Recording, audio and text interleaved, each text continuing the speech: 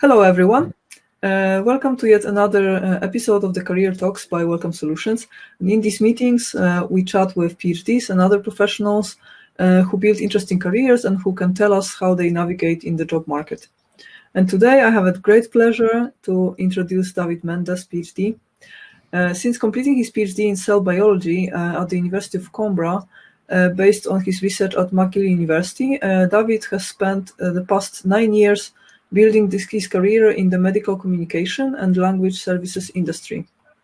After his PhD, he worked for 4 years as a medical writer in a medical communication agency, creating content for pharmaceutical sales, training materials covering a wide range of therapeutical areas. David has since started his own business, offering translation, revision, and connected services in the biomedical domain. Now a father of two, he is interested in exploring the different ways people have juggled professional and personal life after completing their PhD. And to the wider audience, he is known as Papa PhD, the host of the Papa PhD podcast. And thank you so much, David, for accepting our invitation. I'm very grateful that I could talk to you today. And I would now like to give the floor to you so that you can tell your story from your own perspective.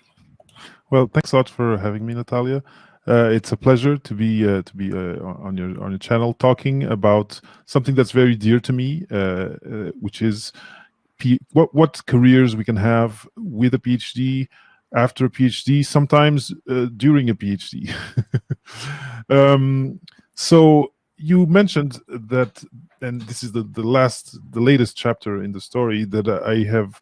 I'm now producing and hosting the Papa PhD podcast, and it's a podcast where I share the kind of the narratives of guests who have these types of different career paths that they forged, that they carved after their graduate degree.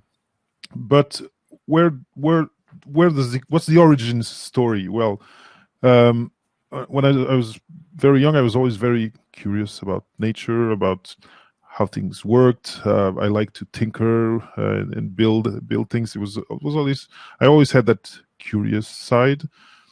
And eventually, in high school, I was in Lisbon, Portugal, at the Lycée Français there, and there was actually two choices for me of things that I liked, that I was, let's say, that I was good at, that I enjoyed. And on one side it was languages, and I studied German, really liked that, and well, English too. But on the other side it was sciences, and mostly biology, chemistry on that side. And what happened after high school was that well, because of this, I had a decision to make. Do I go languages or do I go science? And parents, how they are. They parents kind of pushed me a little bit towards languages. You can always pick that up. Go to sciences, and that's how I went, and I got my degree in microbiology and genetics from the University of Lisbon in Portugal. And I really enjoyed that. I really like, especially the genetics aspect. I really liked going to university. And at the end of university, I was not sure exactly that I wanted to go on, to do a master's and a PhD. And some opportunities arose, and I ended up spending a couple of years doing other things. The first year, I worked for the Portuguese, the equivalent of the FDA, more or less, kind of in Portugal.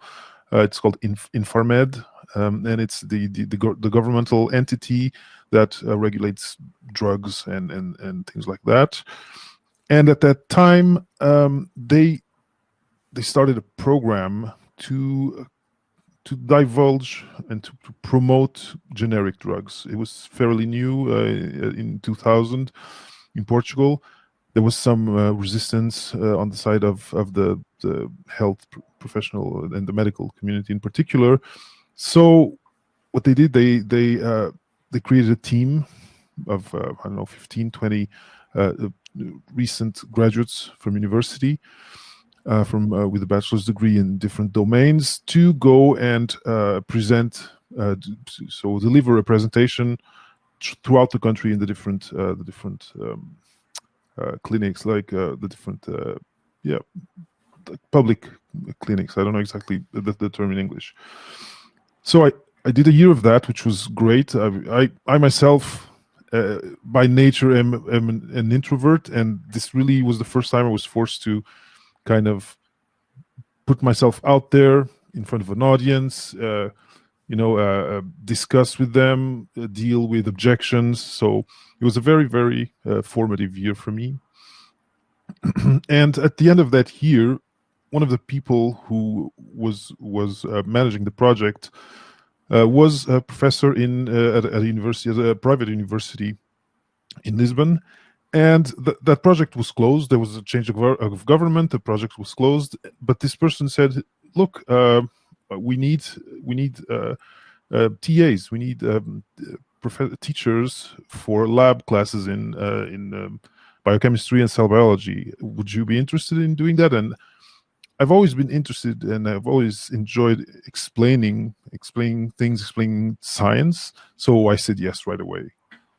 So that was my second year, having a job. And what happened at that point was I did enjoy a lot the interaction with the students, the whole dynamic of giving class, of giving lab class, etc. But I saw the professors, and they all had PhDs, and it was at that time that I said, I'd really like to teach at another level. I think it's the time to go back and try and get into a PhD program. So I'm going a little bit fast, but this is more or less how it happened. I applied for a couple of great programs in Portugal, and I was accepted into the BEB program at the University of Coimbra, and that was the beginning of my PhD adventure.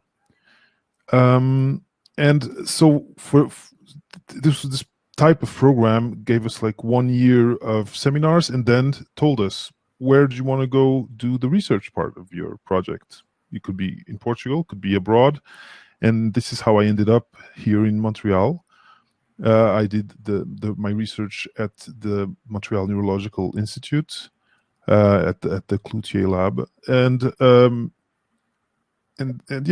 by the end of my PhD, I understood that first motivation, which was to become a professor, was not something that was first easy to get to, and that to get to it, I might have to go for one postdoc, two postdocs, etc., etc. I think everyone kind of knows the story, and I wasn't ready to do that. So by the end of my PhD, I started looking at what people who were leaving the institute, what they were doing. And this is how I heard about medical writing. I heard about an agency here in Montreal that was actively hiring people from McGill. And, with a little bit of networking, I got my CV presented to HR. I was called. I did first interview, second interview, and this is how my career started in this more science communication, medical writing domain. I don't know if you have questions yet, but this is question, if I may. Go ahead. Actually, the first question I had once you were talking about your story so far. So Mm-hmm. your parents told you to study sciences. So my question is, my mom specifically. She's to blame. But the question is, so when your own kids ask you the same question, what would you say? Ooh, that's a good question. They're pretty young now, but first, right now my answer to you is, as we are talking today, I really want to tell them to follow where their passion is. So I would not, like, if they were asking me kind of, or they were at the same place that I was, I would probably refrain from trying to influence them. I think that's my answer for now. Let's see how it is when they get to be 16, 17, 18. I don't know. I can tell you that when I was in high school, I had this problem that I was good in every discipline, but I was not best. I was not in this, the finals of this Olympiads for high school students. Mhm. So I felt I'm really good at everything, but I'm not like exceptionally good at anything. And I really wanted my parents to tell me something, where to go. But they were exactly following that strategy, that thinking that you were just mentioning. So they didn't want to advise me anything. And sometimes I was I wish they would say something, because also I was a bit stubborn as a kid, and I would probably do exactly the opposite from what they said. But they didn't say anything, and that was, for me, that was actually a curse to some extent. Well, being a parent is a challenge, and yeah, it's interesting that in your case you kind of wish that they had given you a little bit more of information. Yeah. Okay.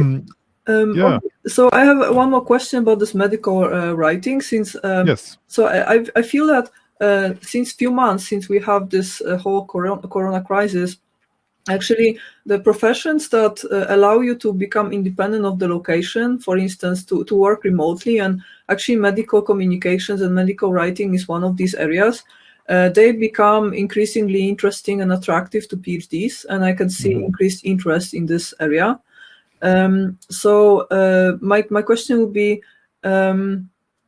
what do you believe are the best ways of entry this field at the moment? Because I can see that there's a great interest also from PhDs who contact me through the company and through the foundation, and I would like to give them a good advice. What is the easiest way to get into this industry right now?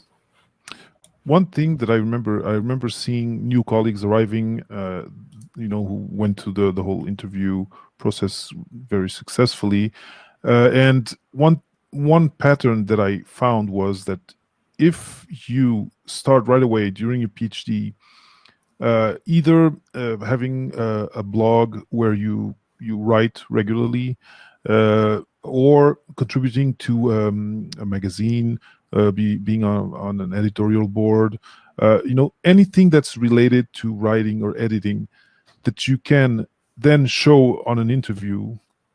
I've seen, I've seen people who, they were, they were on Reddit as Redditors. That was one thing. Someone else had a blog that they had been doing for a while, and because these people are these companies, they want people who write well. They want people who can, depending again, who their final clients are, but people who can kind of simplify science into more lay terms.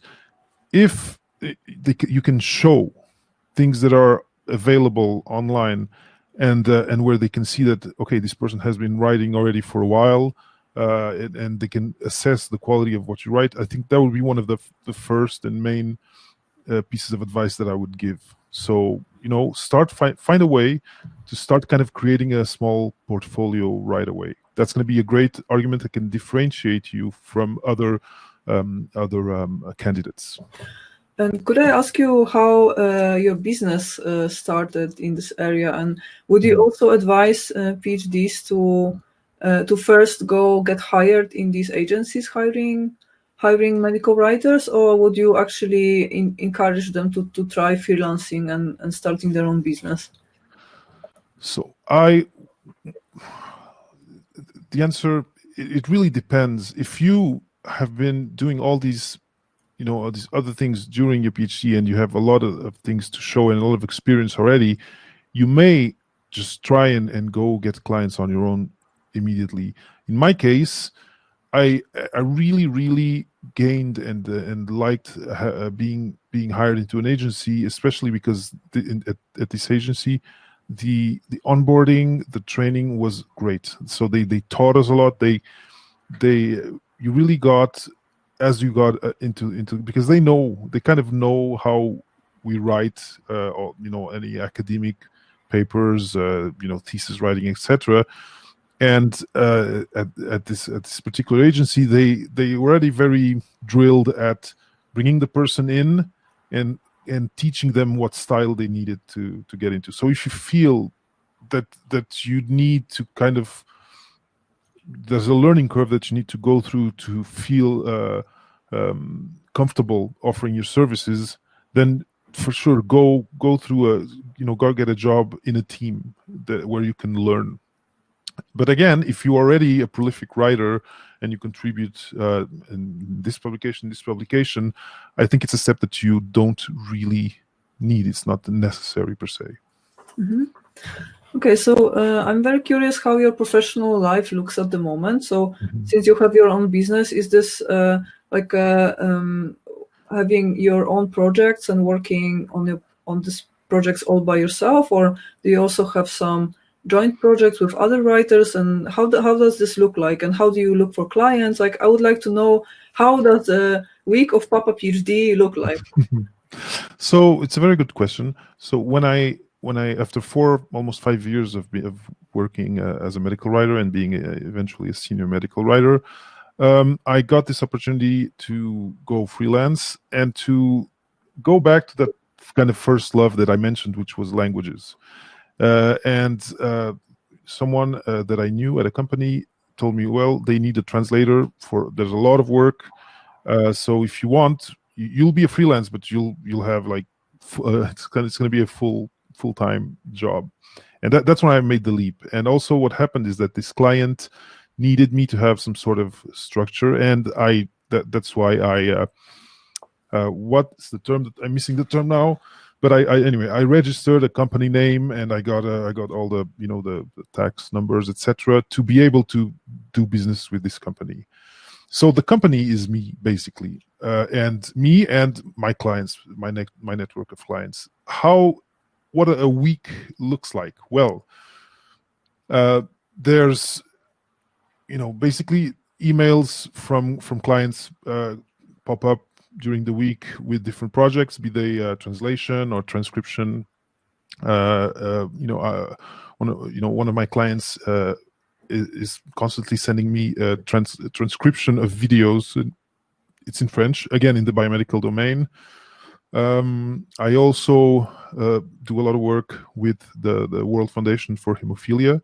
And for them, it's slightly different because they have their translators, but they need me to manage translation projects. So I do some translation project management for them. But my life, in my case, my wife has kind of the 9-to-5 job, and now everything has changed with COVID, because you see now her office is here. But usually, a day in my life is I go take the kids to school, I come back, check my emails, start working on different projects that I might have for clients, and then I have deadlines like any professional today. The deadlines and I have timelines of things of deliverables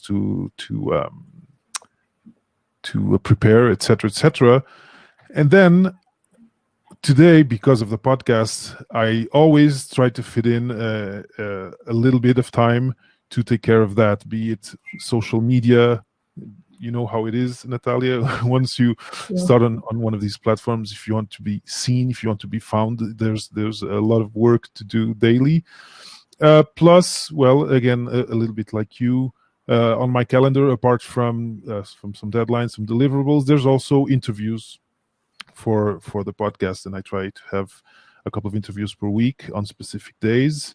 And then, beginning of the afternoon around 3:30, the workday ends because I need to go pick up the kids. And then eventually, if there's some big rush, you work after they're asleep. That's in a nutshell. That's basically it. Okay. Yeah, very interesting. Just it looks like a really busy life because you have to manage so many roles at the same time. Is there anything like about Papa PhD that no one knows about? Something beyond all these roles? So work, kids, podcast? Is there anything else? Like, is there anything secret that you do behind the closed doors when nobody watches? Something that I don't publicize. Because of my kids, I started doing karate. I always liked martial arts, and for a bunch of years, I had stopped. And now, because my kids, we put them, we put them in a karate class. I actually picked that up, and so martial arts, I would say, is something that's kind of a love of mine that I don't talk a lot about that much. I also like music. I've learned to play the clarinet a little bit as an adult, so not very proficiently, but that it's been years since I've picked it up. Yeah, those would be the two things: maybe karate, martial arts, and the clarinet. Okay, so maybe let's proceed to the question that you obviously expect. So, how did the Papa PhD project start, and what was the philosophy behind it, and what is the big mission behind it, and what is the plan? I would like to know everything. Of course it's expected, but that's why I'm here also, and I think it has to do a little bit again to your mission statement must be similar to mine, but all I defended in 2010, and ever since I defended, I've been invited to take part in a couple, or anyway a handful of career panels, some conferences about careers, careers for PhDs, and so I've always wanted to give back to the community, to help and answer questions and doubts that people going through their PhD today are dealing with. And one of the things that I felt throughout these years of taking part in these events was that some of these anxieties about what comes after, the kind of the uncertainty, kind of also the realization that, well, not everyone gets to be a tenure track professor. What happened is that in 2019 last summer, I had time because I had a big project with Portugal, with family, that ended, and then my freelancing didn't pick up right away, and I had some extra time for projects, and I saw there was an ad somewhere, probably on Facebook, saying why you should start a podcast in 2019. And I have dabbled with audio for a while. I've published an audiobook in Portuguese on Audible a few years ago. So once I saw this ad, it really rung a bell, and it was that moment that I said, instead of just going to events and talking to small clusters of students here and there, why not start a platform where every week I can share stories that will help and inspire students and graduate researchers and young researchers out there.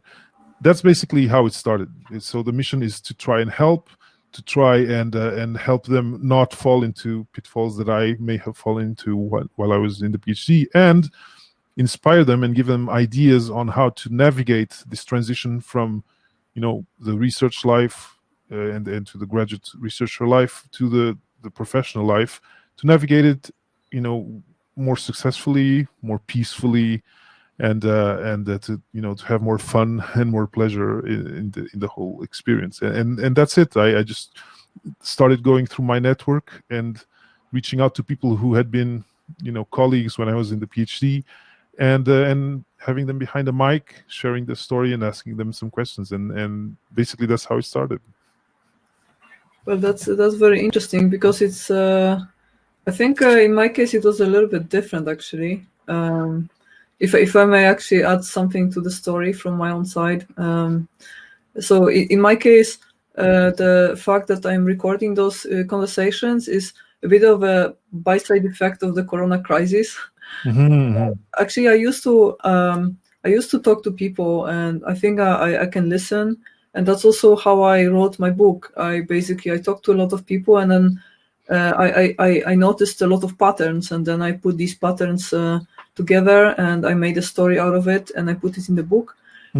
So I basically, but when the Corona crisis broke out, last year, I started a company, and basically the business model was based on courses and like in-person courses in Amsterdam.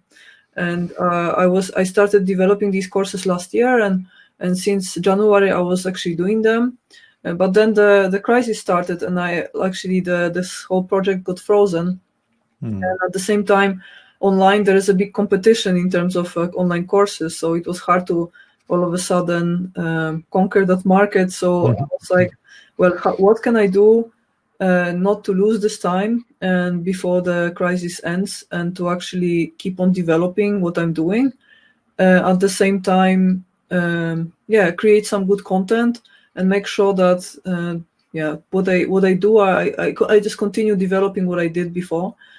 And actually, it came to my mind that, hey, you talk to a lot of people, and most of them are very, very interesting people with interesting careers behind. Actually, all of them. So why don't you just record what you're doing and put it online? Because maybe it's of interest to more people, and at the same time you raise awareness of what you're doing and other things you're doing. So it was very practical, and it was just bringing online what I was already doing. And now I think, and actually when I look back, probably if you told me like a year ago that I would put myself on YouTube, I would be just laughing hard, because it would be exactly the first thing on the list of things I don't want for my life. So I was always very It's private. very funny. Yeah, I was always very private, and I never really wanted to show my face to any large audience. But at the same time, I really enjoy writing, and I always dreamt about writing books. And I never really thought about this, that if you write books, no one will know about them unless you show your face here and there. So it kind of, I only came to this realization once I already put my first book out. And then I just told my friends through social media, and that was it. That was the end of my promotion. And then, of course, after a week, sales dropped to zero because no one else knew about the book. So I was like, oh, that's misfortunate. But it actually means that as an author, I have to become a little bit more recognized. Otherwise, I will not be able to do this for a living ever.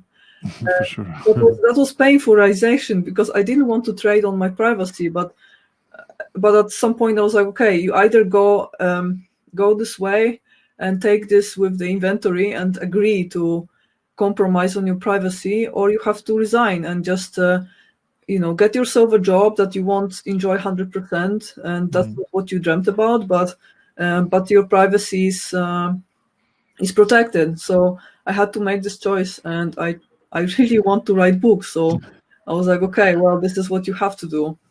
So it was a very different. I see, and I imagine promoting a book, traditionally it takes like a lot of in-person events. Do you confirm? I have this idea of authors coming with books to different venues to promote them, and today we can't. Yes, I think it's also very different if you are self-published compared to being published by a influential publisher, because I was fully self-published and I didn't have any budget for promotion. So I had to really think about, okay, how can I make it grow organically, and how I can actually start, because books, I feel that especially if you don't have any budget for promotion, then books, they kind of spread on the market as like by diffusion, sort of.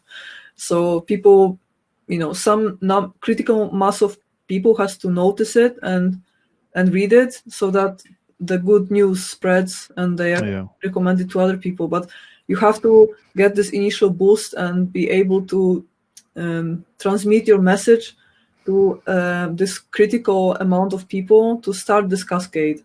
And that's what I didn't have. And I felt, okay, it's either that I just let it be and just find myself something else to do with my life, or I just find a way to induce this process, right? Yeah. And now here we are on YouTube. And now here we are talking about PhD. Great. Yeah. All right. So let me ask you a little bit about your vision at the job market for PhDs nowadays, and the things you learned also from doing your webinars, and your overall like outlook at the problem. So my first question would be, what in your mind is, like, in your view, is currently the biggest problem about job market for PhDs? One big issue that I hear from the conversations I've had is a large percentage, sometimes 50% of PhDs, depending on the countries, although they don't end up having a tenure track professor career, they do end up having careers in university, academic careers in different aspects of university. And with the current situation with COVID, with universities being closed, I don't know exactly in the Netherlands how things are, but hiring now is pretty much is very affected by this situation. So that would be one of the stressors on the system right now, is the fact that universities, who are large employers of PhDs at different in different capacities, are now in this crazy stressful situation of, well, we are now bringing courses off campus, online, etc., etc. So I would say that would be a first one. Then the thing is, the other side of things, I think PhDs are affected at the same extent as other people are. If companies are now asking people to stay and to work at home, some areas are not hiring anymore or are laying off people, this will affect PhDs who work in these domains. Then there's kind of an other side of it, which are companies in R&D, anything that has to do with biotechnology. There, it's probably now a moment, from what I hear, where there's opportunity out there to be hired. If you are, any work that has to do with treating COVID, be it, the biotechs that are working on vaccines, et cetera, on those specific domains, I think the problem is inversed, and there is opportunity now to get hired. But this is clearly not the majority of PhDs that are out there. That's kind of the feeling I get. So COVID is putting a lot of pressure on the system, and the other thing that I've heard is that, well, although there's this pressure, companies now do need people who are able to creatively address issues, address problems, and find creative solutions, new solutions to problems that are also very new. And I think that there again, this again goes on to the side where this represents more opportunity for PhDs to find jobs, or to carve themselves a career path, or to define a new position in a let's say in a company, to solve this new problem that the company had never had to deal with before, and that this candidate will now be able to take care of. So I don't know if this answers your question the way you expected, but I think it kind of resumes the conversations that I've had lately. Mm-hmm. Yeah, I think there is no such thing as like a perfect or like the right answer to the question, because there are so many different problems at the same time. I was just curious, what is your point of view? What do you think is the biggest problem? And I totally agree with everything you said. I also think that independently of the crisis, I think also the fact that there is such an avalanche of PhD graduates in the recent years, this is actually also a big problem, because there is like a rapid increase in the number of PhD graduates in a short time in the recent few years. And that's also maybe why actually we see increase in the amount of initiatives on behalf of PhDs both at the universities, but also private, like bottom-up initiatives as ours, that kind of started popping up in the last 2-3 years in large amounts, because there is such a exponential growth almost, and I think if you're a PhD who has a degree in STEM sciences, let's say, and you're searching for a research job in industry. Actually, there's an institute here in the Netherlands that is investigating what's the statistics. So, what are the career trajectories of PhDs in industry? And they released very interesting report on the basis of 1,600 participants in the survey, and it turned out that most of the PhDs in industry, they still do research. They just do other type of research, and the research is the commercial research of some kind. So biotech, IT, all kinds of industries, but it's still there is this strong research component. So, but at the same time, the executives, they don't really trust our management skills, so they don't really like to see PhDs as managers. Of course, it happens, but it's very rare phenomenon to see like PhD straight after graduate school being hired as at any type of managemental position, and this is a pity. So, yeah, if you want to continue in the same direction, I think there are options. But if you kind of figure out during your PhD that actually your soft skills and your management and logistic skills are actually your strongest side, your core competency, then it's much harder to make that smooth transition because of these stereotypes and because of this reluctance to give PhDs credit to manage other people. So I think this is also a problem, that we are very we are just categorized, classified, and boxed into one box, and it's hard to get out of this box once you're in industry. That's my feeling. It's true, and it's really unfair to put everyone in the same box, because PhDs can be so different, right? A PhD in social sciences, in humanities, in literature, versus a PhD in any of the STEM domains, it can be so different, and it's really unfair in a way to be lumped together, like you were saying. That being said, I just interviewed, the first interview of season 2 of my PhD was with Chris Humphrey. He has a website called Jobs on Toast, and he has a PhD in medieval literature.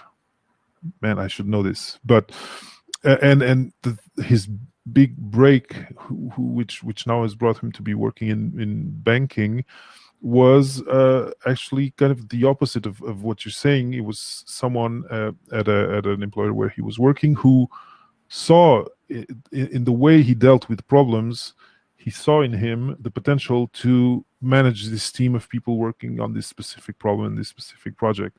But again, this is a case by case. You're talking about a kind of preconceptions that are kind of deep rooted, deep seated in employers at large. So I totally understand what you say, and I agree that it's an issue and it's a problem.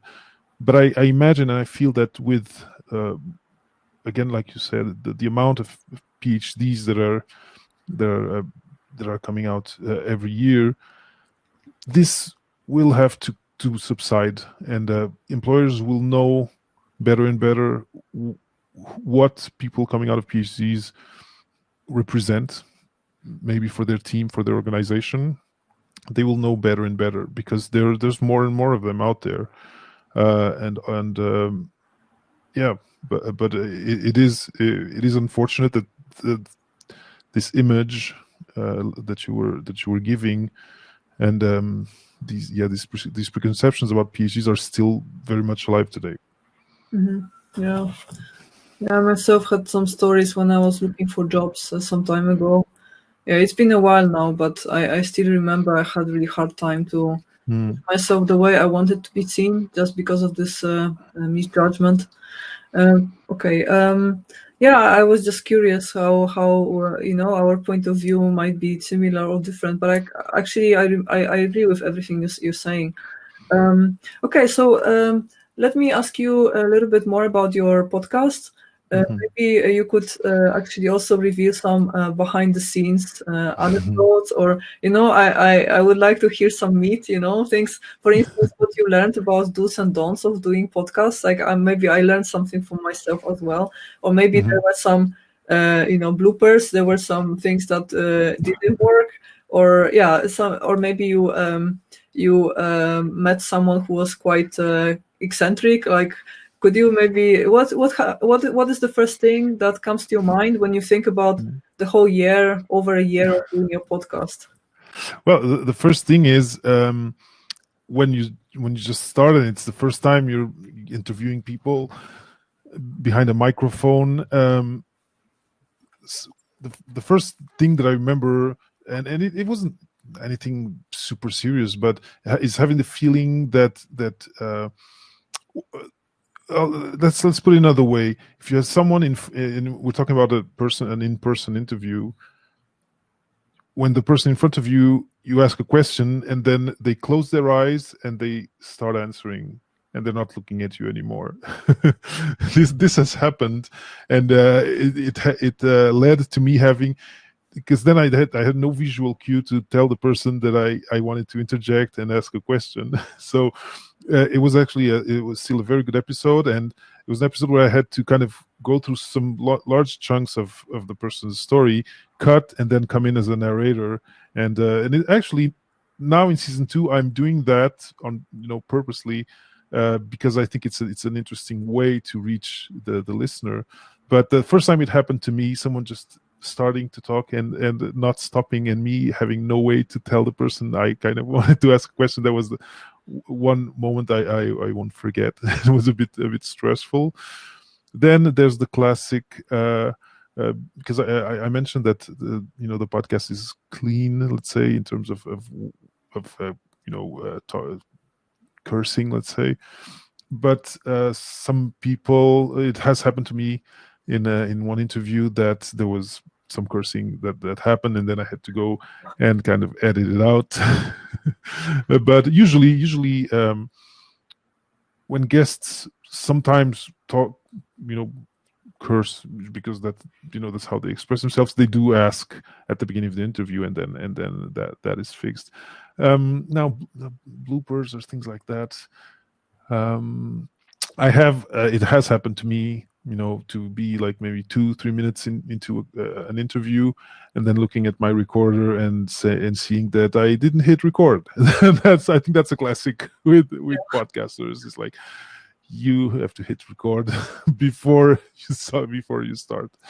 And yeah, I think one of the things I have gained with time is more confidence to kind of cut into something that the guest is saying, if I feel that maybe there's been too much time dedicated to a certain question, or that I want to kind of steer towards something else. But this is something I've gained now a year after, and I do still feel that I'm a kind of a newbie interviewer, but I'm improving. But actually, do you usually have like a list of questions prepared for the guest, or is it more that questions come to your mind during the conversation? That's a very good question, and it kind of is a behind the scenes thing. I send every guest a list of questions. It's the same list of questions I have sent since day one of the podcast. But the difference is, today I tell them these questions kind of show you what interests me, what I want to share with the listeners. But I'm very clear with them today that I won't be asking those questions verbatim, and depending on where the conversation goes, I might jump some questions. But what I do is that at the beginning of the interview, I do ask them, of the list of questions that I sent you, is there like one or two that you really feel that you want to talk about specifically? And then I do go back there. But today, we start a conversation, the person tells their story, and from their story, I start picking up interesting elements that I then think questions from and ask them to kind of bring the listener specific and very like personalized answers from the guest. Mm-hmm.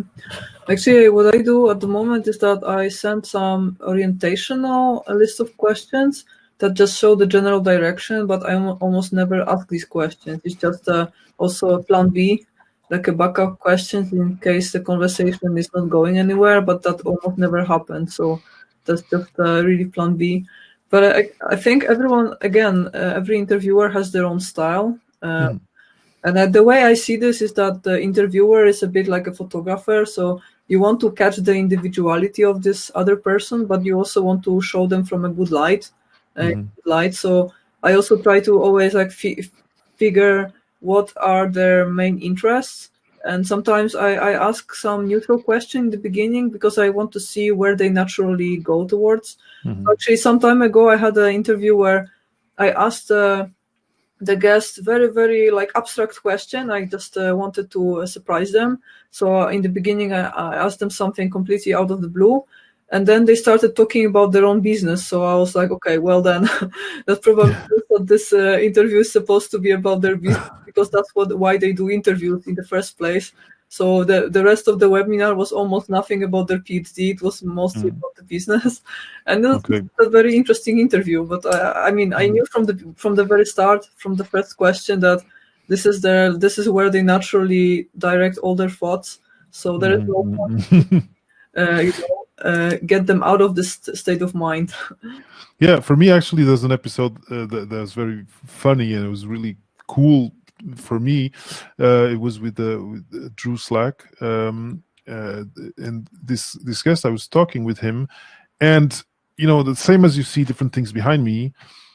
He in his on his webcam there was walls. I didn't. It wasn't very busy like me here, but there was one thing that I was seeing, which was part of a bicycle, and I found, well, if he if in his in the frame of his webcam he wasn't able to not show a bicycle, let me ask about this bicycle. And in the end, it was great. It led us to talk about how he did competition.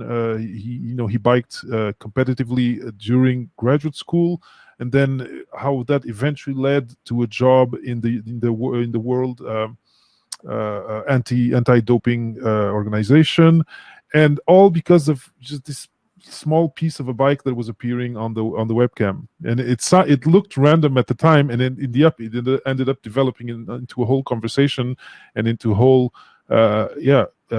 discussion about how activities that you do on the side of your PhD may lead to jobs and to networking later on in your life.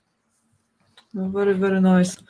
Yeah, I'm sure it's also that you probably also make new contacts and a lot of new friends doing these podcasts, I believe. I mean, this Definitely. is at least the experience for me, that actually I became much more like befriended with the people I interviewed, at least some of them, than I anticipated. And that's actually a big benefit from doing something like this.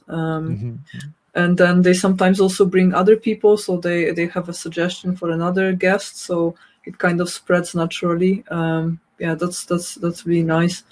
And actually, okay, so I think I have a picture, but in general, I feel that it's very, very positive experience for you. So I have then the follow-up question would be, so what is your vision? How do you see Papa PhD in a year or 5 years time? I want to bring always better and better guests. Already this season, I'm trying to bring, and there's 3 episodes that are out, and to bring guests who either have a very inspiring story, but also who are kind of specialists in the domain of counseling PhDs, counseling PhDs in terms of careers and skills development. So one of the best objectives is to make the content to bring more and more value, per ounce of conversation to the listener. That would be one thing. Now, the thing you've talked about your book. I have been told that I might want to take all of this information, this insight that I've been getting in the interviews, and write something. That's something that I'm considering. I haven't ever done it yet, but it might be interesting to kind of distill a year of 2 years of podcast into book form. That could be interesting. The next other thing is that I'd really love to not only be behind a webcam, behind a microphone, talking to listeners out there, but to around me here at the universities around me be able to go and have some sort of interaction or give training or give coaching to young researchers out there. That's something that I'd really like to develop and to do. But right now it's still just on the drawing board. Okay, great. Yeah, I think about writing books, I have to let a lot of things to tell you, maybe off the records. I'll definitely ask you a lot of questions. Yeah, it's it's also that once I was about to start writing, I had plenty of ideas, but I found 2 or 3 other books online about this topic. I knew about Karen Kelsky's book and some others, but I didn't really realize how much content there is already. And this year there was quite a few. There were quite a few books that came out. So I recently tried to make a full list, and I ended up with almost 20 different books. Wow. Yeah, so it was actually much more than I originally thought about. But I think I mean, there is still space for more content, that's for sure. So I would definitely I'm very curious about your content and your book. Yeah, and if you're interested in self-publishing, I can tell you a few things about it, because I myself made a lot of mistakes initially, so I can share my failures with you. Definitely anything that helps. Yeah, but it's still a good experience. I still recommend it. All right. Yeah, and about coaching, I totally get you. I myself do coaching as well, and also working one-on-one with people is very rewarding. So that's it. That's what I imagine, and that's kind of what I kind of envision. But it needs to be, again. There's also a lot of people out there kind of offering similar things. So I need to be sure that I'm going to be bringing real value to my listeners and potential coachees. Right. Well, I'm sure you will. Okay. Okay. So maybe if I can now ask you some quite standard question, but I think you're a very proper person to ask this question. So that would be, from your own experience, but also from the experience gained during recording your podcast, what are some pieces of advice you might give to PhDs who are now finishing their contracts? The first one would be, independently of the stage you're at of your PhD, be it like finishing, like last year for first year, third year, start thinking of plan A and plan B of what comes after right away. That would be the first thing, and starting with kind of an introspection of what you envision as the thing that you would love to do, that kind of you foresee yourself being the happiest in, let's say. But then, and especially if you're thinking of being a tenure track professor, because the percentage of people who get to those positions is fairly low, do intently think of a plan B, and look around you, look at what people around you are doing in university, apart from tenure track professorship, but maybe also going through your network outside university. What are people who followed your path? Where are they today? And which of these journeys is enticing to you in a way, or did you feel that you'd be fulfilled for that? And so the first thing is start thinking about it right away. The second thing is network. And I think you'll agree with me about this. Today, it's fairly easy to go onto something like LinkedIn and reach out to people. And you've probably heard about, and I'm thinking of the viewer, you've heard about informational interviews when you're looking at job postings, and you want to know about a certain position.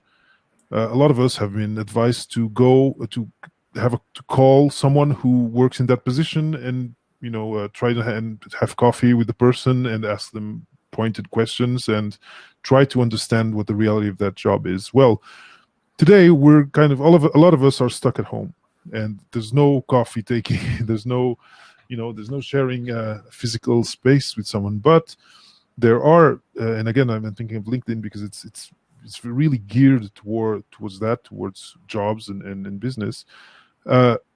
Try to start, in concentric circles, first closer to you, and then go further and further to get in contact with people who, when you look at their profile, you said, okay, this is interesting. I had never thought of this. And especially if it's out of the box, the more out of the box it is, the more I advise you to go and talk with that person. And yeah, just widen your horizons and maybe start kind of drawing or writing up a kind of a plan of what can happen later on. Not so long ago on this podcast called The Happiness Lab, there was a story about what's the name of this swimmer, the most well-known swimmer today, American guy. Michael Phelps? Yes, Michael Phelps. He broke a record with water in his goggles. And what happens is that, well, in his training, part of his training was he did some training with water in his goggles, and he had already laid out the plan of what he would do if that happened. And the day that it happened, at a very important competition, he already had his muscle memory was already there, and he very naturally knew what to do, count his strokes, and boom, and he won.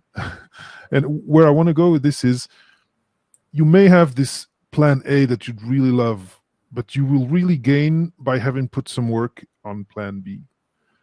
And I think these would be the two main things, because then we can go into more well-known things like tailoring a CV for different employers, really preparing and rehearsing for interviews, preparing source stories for the interview setting.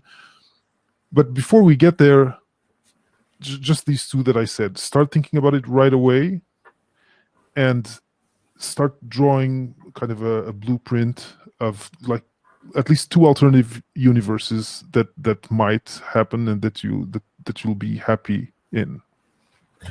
Okay, great. And thank you for your advice, David. Totally, again, on the same page. And what can we wish you for the future? What can we wish for the Papa PhD, but also for your other plans?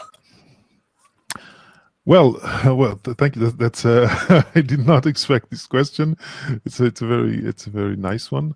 Now you're making me think about what I kind of envision for myself. But for sure, one thing that I would love would be that to have the podcast grow in listenership, for sure, and this means that also that I'm able. I wish that I'll be able to improve it, to make it better and better, so that it'll reach more and more people, and it'll resonate with more and more people. So for sure, that for a podcast, you want ears. For a YouTube channel or for a TV show, you want eyeballs. In my case, it's ears that I want. So if anyone that's watching the episode, listens, likes Papa PhD, and shares it with a friend or two, that would be great. And apart from that, well, if I'm able to find, again, a way to really offer something directly to young researchers, to add, to really add value to the offer that's out there, to allow them to navigate more smoothly the transition to their professional life, be it webinars or coaching. If that materializes, I'll be really, really happy for sure. Okay, great. Of course, there will be a link to the Papa PhD podcast in below this episode, so please check it out. I can highly recommend Papa PhD. And all right, so I think we are coming to the end of this episode. Is there anything else that you would like to share with us, David, or shall we say goodbye?